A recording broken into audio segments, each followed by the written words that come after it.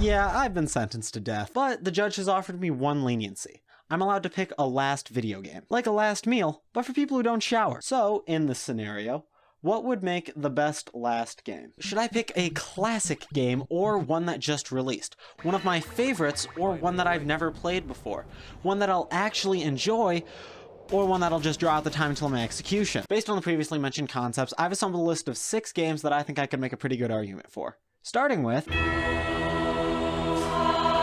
well, that certainly is an option I hadn't considered. Pick a game that makes you beg for death. FromSoft games typically elicit 2 major reactions from people. One being, 2 out of 10, this game is way too hard, do not buy it, I am a game journalist. And the other being, fuck you, I beat the entire Soul series naked, in-game and in real life, plus I was born without hands. And of these 2 groups, I belong to neither. In fact, I've never even played a Dark Souls game. Look at my lawyer, dog, I'm going to jail. So why would I, someone who has never played a Dark Souls game and is self-admittedly terrible at like everything a Dark Souls game is, put it on the list as potentially the last game I ever play? Because I've seen what it does to people. I've never seen a game that elicits such an emotional and life-changing response from the people who play it. They will fight this weird alligator thing and somehow come out with a profound understanding of themselves. So that, on top of the fact that I'm never gonna beat this game, dog, I'm gonna live forever, earns it, or really any FromSoft game, I'm partial to Bloodborne, a spot on the list. So sticking with the theme of games that are intense and thought-provoking, I want to see Mario's nipples. Super Mario Odyssey is my next potential candidate for the game that I play before the state shuffles me off this mortal coil. In my opinion, Super Mario Odyssey is the best and most underrated Mario title. But sweets, you dumbass, Super Mario Odyssey is the 4th highest selling Super Mario game ever. How can it be underrated, dipshit? I'm already gonna die, you don't need to be rude. Every time I hear someone praise Super Mario Odyssey, it's always followed up by, but 64 is still better. I think Mario Odyssey controls how people think Mario 64 controls. I have never played a game with better feeling movement than this one. You drop me in any one of these worlds and I can get lost for hours searching for the hundreds of power moves that are in the game. But if I were to pick a game solely based on the amount of time I've sunk into it, you gotta give it to the GOAT. Let's talk Minecraft. Minecraft is the purest form of a sandbox game. You can play it literally however you want. You want a top-tier survival game? You've got it. You want to build complex and intricate structures? You've got it. You want porn? That's here too. I can sink hours into just running around a Minecraft world and not even doing anything. Like many people, no matter what stage of my life I'm in, at some point, I will always come back to Minecraft.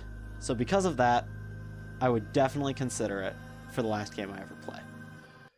Fergie has an that all the brothers like to look at. But what if I want less freedom? What if I want a straightforward and rigid story to be told to me through a video game? Then man, we gotta go Lego Batman 2. I'm gonna die an idiot. What about The Last of Us, God of War, Ocarina of fucking Time? While all these games seem great, I haven't played any of them. Yeah, but that didn't stop you from including fucking Dark Souls! At least with Dark Souls, I know I'm gonna have a bad time. And in that bad time, I will find both the meaning of life and a deep love of Berserk for some reason. Let's say I go, yes, I will play Dad of Boy for the next 24 hours until I'm euthanized by the US of A. I watched Jacksepticeye play it and know that I love the story. But then I start playing and I despise the combat, or something along those lines. Then I fucked up and will die upset. Lego Batman 2, on the other hand, shit's gas.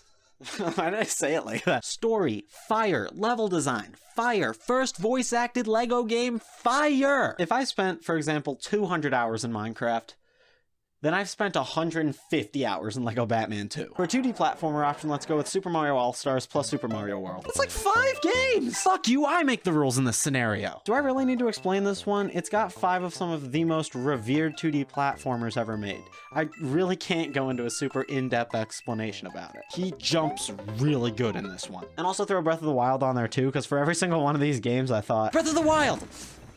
Nah. So of these 6 games, which would I choose? When push comes to shove, I gotta go with Mario Odyssey. As I said earlier, Mario Odyssey feels amazing to control, and all the levels are built with that in mind. Every mission and quest feels like a playground. And with almost 900 unique moons, I could play the game forever. And again, Mario nipples. Well, I'm gonna collect about 900 moons and then get green miled, so peace.